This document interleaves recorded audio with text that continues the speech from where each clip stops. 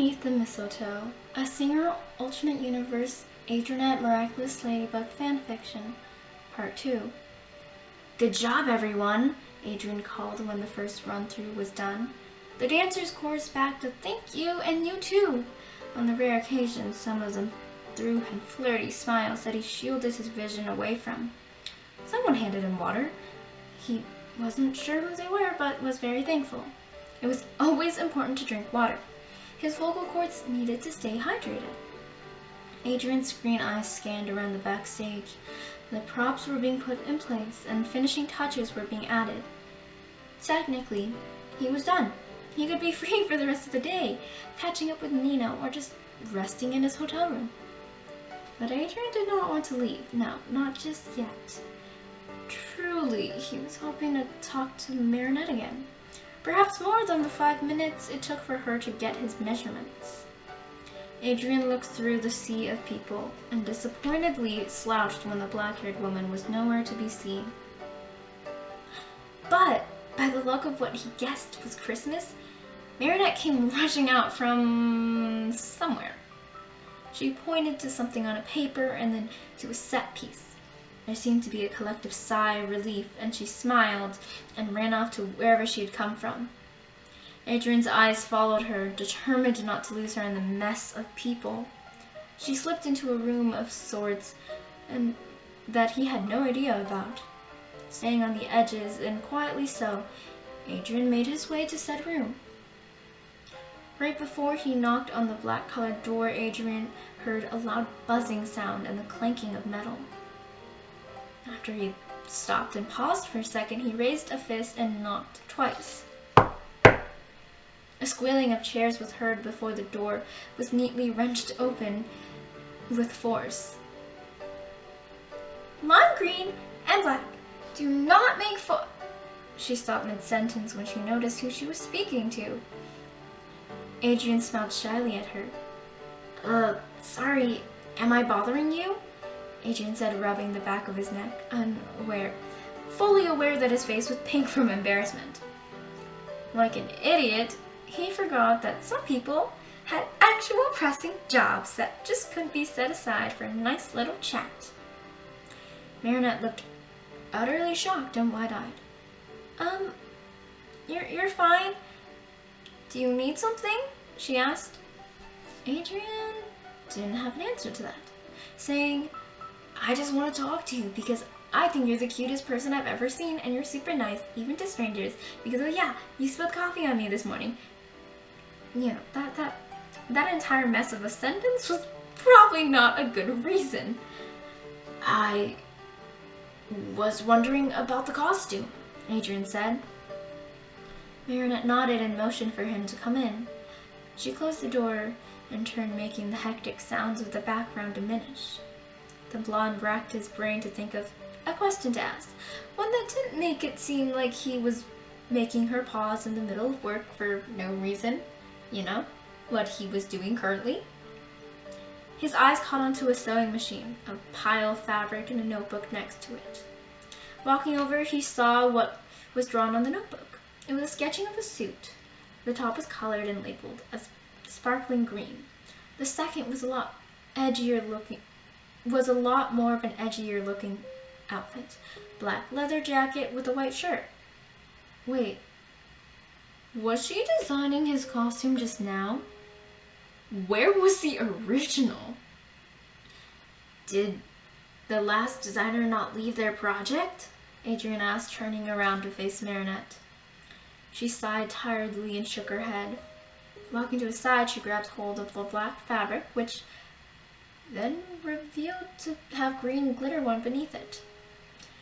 They were not happy with some things, so they picked up their tail feathers and left. And since it's so close to the concert, and with the added caveat of them not leaving even an idea of the original design, we had to call someone in ASAP. Kind of, at least, she explained. Adrienne tilted his head to the side. And that someone was you? The one with another job to do? He inquired. Marinette nodded and smiled softly. I wanted this job anyways. The one I'm currently doing is kind of done now. It's all up to the crew, so I have the time and ability. I'm making your costume. She pointed to a mannequin that Adrien didn't even notice was in the corner of his room until now. His eyes nearly popped out of their sockets. He knew he had been practicing for 3-4 hours, but he didn't think one could get the entire outfit done in that time. The top sketch, which he had seen, the suit with the green jacket, was completed. Or at least it looked completed in his eyes. I'm actually quite glad you came to ask about it. I was gonna go out and see if you're still here in like 10 minutes, but luckily you came to me, she said. Adrien turned around to look at her and grinned widely. You're magic, he said brightly. She looked at him for a second before turning away, almost bashfully. No, seriously, he continued. I've never seen someone work so fast and have it look so good. This is nearly done, isn't it? He ghosted his hand over the suit, almost like he was afraid that the magnificence of it would be destroyed if he touched it. It was rushed, Marinette said. Still looks amazing, Adrien threw back, examining the suit. He may have not have gotten the designer fashion sewing genes from his father, but he did know how to critique work, and in his eyes, this looked great and professionally made over the span of weeks, not hours. Marinette blushed and deflected every compliment he sent her way, which all of which she did deserve despite what she was saying. What's your official job? Adrien asked. Set designer, but like mostly everything's built and made and finished, so I'm just here to make sure everything is perfect. And now this, which I applied for anyways. But they wanted someone else to design your costume. They wanted someone to design your costume, but they liked me. So they decided I could use my talents for a different portion of the show. Because of course they go for a brand name. I mean, they were just about to print their name on it. Adrien aggresses outdoor Christmas caroling with the work of designer, blah, blah, blah, blah, whatever it is. It was so secret, even I didn't know who it was. All I know is that, all everyone knows actually, is that they are some Hollywood fashion hotshot, Marinette said, speaking almost bitterly. Adrien frowned. Too many times he had heard of people with real talent getting pushed to the side for someone with a big name. It was one thing if they were truly gifted at their art. It was another when they were just hired to slap a name on all the playbills. That's so annoying. Yeah, but hey, I have it now, so I'm gonna take it as a win. It's good to look on the bright side. I try. It took about 3 seconds for the both of them to realize that they should probably do the fitting. So they did. The suit fit extremely well. Mostly they were just small changes that Marinette wanted to make, but nothing like cutting out fabric because it was too loose. Adrien did notice the difference in clothes on the pants. They are, oh my god, they are, oh my god, okay, it was such a dumb idea. I'm sorry, I don't know why I did this. Why did I do this? I'm sorry. They why does my brain work like this? I had this idea and I just decided to do it. Okay.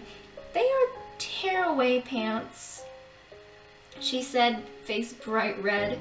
She gave out a small laugh. I thought it was such a good idea last night. It's a miracle. I can't believe I thought of it sober. That's probably even more sad than if I thought of it drunk. He looked at her and silently asked for her to elaborate. You know how most female pop singers have a kind of clothing change in the middle of their show? Like Ariana Grande and Taylor Swift and all them? Okay, well, I decided late last night that males can have that fun too. So that's why there's 2 designs. The plan is you go out in the suit and look as if everyone would expect you to, but then during the big throw of garland and light show, when you transition from the classic Christmas to something more of your style, You'd replace the suit with a leather jacket and rip off the slacks for jeans. More like the attire you wear for your normal concerts, she explained. Adrian was agape. That's a really good idea.